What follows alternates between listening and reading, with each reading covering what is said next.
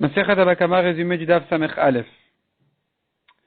On continue la suite des Agadot du Daf Samech Hamoudbet, du Daf précédent. La Gemara là-bas ramène toute une histoire avec David Amelech. David Amelech avait une grande Sheila de Halacha, et ses hommes de guerre sont allés traverser le camp des ennemis, des Pelishtim, pour aller poser la Sheila au Sanhedrin. La Gemara donne trois avis. Quelle était la Sheila de David Amelech? Il s'agit là-bas, dans les psukim, on voit qu'il s'agit là-bas d'un tas d'orge, un tas de lentilles. Qu'est-ce qui s'était passé là-bas exactement? La Gemara explique quel était son problème. Première explication, c'est de dire que David Amelech avait demandé la Sheila de Tamun Ba'esh, c'est-à-dire quelqu'un qui a brûlé, quelqu'un qui allumait un feu, le feu allait brûler un tas de blé de son voisin, et dans le tas de blé, il y avait toutes sortes d'objets cachés, enfouis là-bas. Est-ce qu'il doit payer? Est-ce qu'il ne paye que du blé? Ou non, il paye même les affaires qui étaient cachées dans le tas de blé. C'est une marloka de Tanaïm, Rabbi Yehuda et Chachamim, et David Amelech ne savait pas quelle était la halacha. David Amelech n'a pas connu Rabbi Yehuda et Chachamim, qui était bien après lui, mais il s'était lui-même douté de cette question-là, et donc il voulait savoir quelle était la halacha. Et donc il a demandé qui c'est qui va me renseigner quelle est la halacha, et voici que des courageux sont allés traverser le camp des ennemis pour aller poser la Sheila au Sanhedrin, qui lui ont répondu la réponse. Selon Rabbi Yehuda, ils lui ont dit Chayav, selon Chachamim, ils lui ont dit Patour. Deuxième avis, la question de David Amelech était de savoir, sachant que dans l'état de blé des Juifs, il y avait des goïms, des ennemis, des Pelishtim cachés, qui se cachaient là-bas.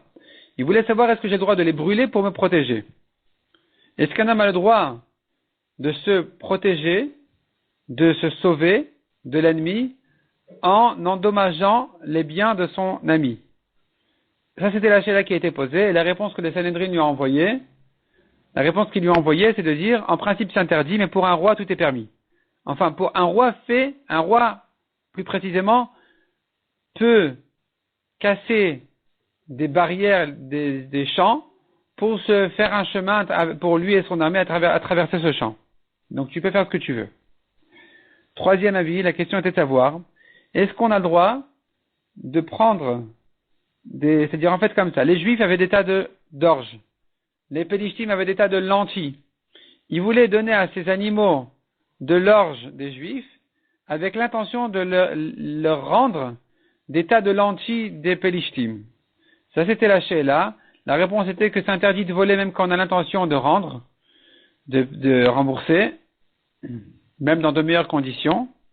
Mais toi tu es un roi et tu as le droit de te servir selon tes besoins. Et dans ces deux dernières questions, David Amelech Ragmar raconte qu'il a été mahmir, il voulait pas bénéficier de l'exception de la halacha vis-à-vis du roi, et donc il a préféré ne pas profiter de ça, et donc s'interdire à ne pas brûler donc l'état de blé dans lequel il y avait les ennemis, ou bien ne pas échanger l'orge contre les lentilles. Et l'Agmar ramène tous les psukim tout autour de ça, comment ça s'arrange selon chacun des trois opinions. Et finalement l'Agmar a dit que d'après celui qui dit que la Sheila était, est-ce que Tamun Ba'esh il est chayav ou patour, c'est-à-dire quelque chose qui était enfoui dans le tas de blé, qui a été brûlé, est-ce qu'on est chayav dessus ou pas? Eh bien, David Amelech n'a pas voulu profiter de ça, qu'est-ce que ça veut dire? Ça veut dire qu'il n'a pas voulu ramener cette halakha au nom de ceux qui l'ont dite. Parce qu'il s'était mis en danger de traverser les ennemis pour lui ramener la réponse, il n'avait pas le droit de faire ça, donc David Amelech ne voulait pas ramener la halakha en leur nom, et il a dit au nom de la Gemara. Au nom de la Gemara, tout court, sans préciser au nom de qui. Mishnah suivante. Un feu qui a traversé une barrière haute de 4 amot, ou bien une rue de 16 amot, ou un fleuve, il est patour, parce que c'était pas censé traverser ce barrage-là, donc il est patour. La Gemara dit, de 0 à 4 amot, une barrière de 0 à 4 amot, il est chayav, 4 amot ou plus, il est patour. La Gemara ramène encore une discussion. Est-ce qu'il s'agit d'un cas où le feu avance de manière verticale, bien dressée, ou quand il est courbé? Et donc la Gemara dit, il y en a qui disent que notre Mishnah parle d'un cas où le feu avance bien dressé, mais s'il est courbé et qu'il avance avec un vent, même beaucoup plus que ça, il peut s'éloigner même à 100 amot. C'est pas limité aux 16 amot d'une rue. Ou bien, dit la Gemara, deuxième avis qui dit le contraire, d'après Shmuel c'est le contraire.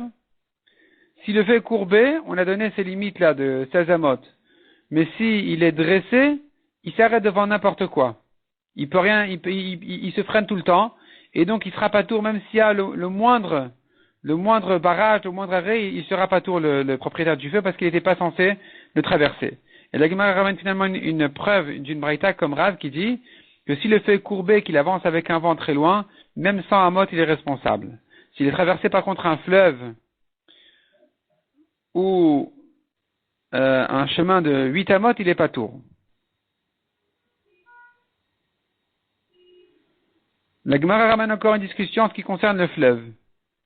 Selon Rav, il s'agit vraiment d'un fleuve, donc même s'il est sec, il est pas tour parce que c'est assez large pour arrêter le feu. Selon Shmuel, il s'agit d'un petit ruisseau, un ruisseau qui en fait nous sert à arroser les champs autour, et donc s'il y a de l'eau, c'était censé arrêter le feu, sinon non. La Gemara dit encore, nous avons une Mishnah à propos de PA, à propos de la mitzvah d'abandonner au pauvre le coin de son champ.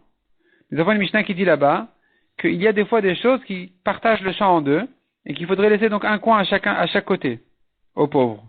Une des choses là, c'est ce qu'on appelle shloulit. Qu'est-ce que ça veut dire shloulit? La Gemara donne deux traductions. Soit shloulit, c'est une grande flaque ou presque un lac. Ça partage le champ. Soit shloulit, c'est un canal d'eau. Et c'est ce qui partagera le champ. Mais une grande flaque n'est pas considérée comme quelque chose d'étranger au champ qui va le partager en deux. Et donc, il pourra dans ce cas-là laisser un seul coin de PA pour tout le champ. Et le rapport avec chez nous, c'est qu'on a vu aussi chez nous la notion de shloulit qui était censée arrêter le feu. Et donc, à nouveau, nous aurons ici la marloquette à savoir qu'est-ce que c'est que cette shloulit qui est censée arrêter le feu. Soit c'est une grande flaque ou un lac, soit c'est un canal d'eau. Mishnah suivante. Celui qui allumait chez lui un feu, combien le feu va s'éloigner pour qu'il en soit responsable? La Mishnah ramène plusieurs avis. Si quelqu'un vraiment est loin de ses frontières, est-ce qu'il est encore responsable de son feu? Selon un avis, s'il est au centre d'une surface d'un bête court, qui est comme 50 CA, chaque CA c'est 50 sur 50 amot, s'il est au centre d'un bête court, qui lui appartient, le feu s'est éloigné plus que ça, il sera pas tour. Selon Rabbi Eliezer, 16 amot. Selon Rabbi Akiva, 50 amot. Selon Rabbi Shimon, d'après la conclusion de la Gemara, tout dépend du feu. Un petit feu, un grand feu, tout dépend de ça. En fonction de ça, il devra prendre ses précautions et savoir combien s'éloigner de ses frontières, de ses barrières. La Gemara prouve que Rabbi Shimon, il tient compte des précautions d'un homme pour le rendre pas tour. Comme on a vu quelqu'un qui a installé un four, un grand four, un petit four, et qui a pris les précautions, il a surveillé les règles, le règlement des Chachamim, à savoir combien de précautions il doit prendre, combien il doit s'éloigner. Il faut qu'au-dessus de son four, il y ait 4 amots jusqu'au plafond. En dessous de son four, il faut qu'il y ait 3 tfachim de ciment s'il est à l'étage. S'il a pris ses précautions et que ça a pris feu, il sera chayav d'après Tanakama, Chachamim, mais d'après Rabbi Shimon, il sera pas tour. Donc chez nous aussi, d'après Rabbi Shimon, tout dépend du feu. Si son feu n'était pas censé aller si loin, il sera pas tour. Et c'est comme ça que conclut la Gemara que la halacha elle est comme Rabbi Shimon. Mishnah suivante, et de là on arrive à la grande discussion de Tamun Baesh. Tamun Baesh, ce qui est enfoui dans le feu, enfoui en fait dans le tas de blé, et un homme a allumé un feu chez lui, et son feu est parti chez son voisin, il a brûlé son blé, dans le tas de blé il y avait des affaires que son voisin avait cachées là-bas, est-ce qu'il est chayav ou pas tour? D'après Rabbi Yehuda chayav, d'après Chachamim, pas tour. La Mishnah dit encore, s'il y avait un petit chevreau et un esclave à côté de son tas de blé, et il a tout brûlé, il est chayav, parce que l'esclave aurait dû se sauver. Donc il n'est pas responsable de la mort de l'esclave, donc il est chayav sur le blé et sur le chevreau.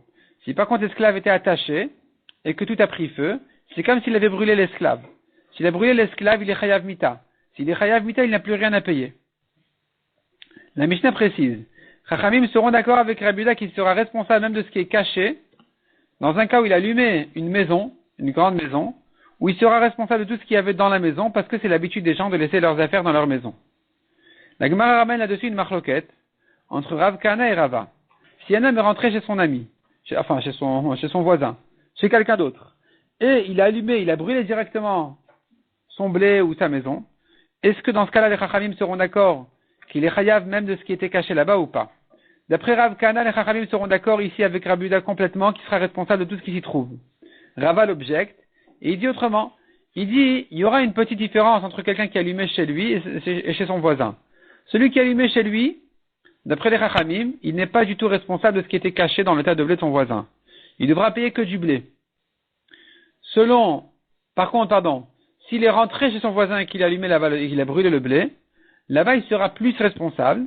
Il devra payer des affaires qu'on a l'habitude de cacher dans un tas de blé, comme les affaires comme des bois qui servent à battre le blé, ou bien ce qu'on met sur la vache, toutes ces choses-là qu'on a l'habitude, que c'est normal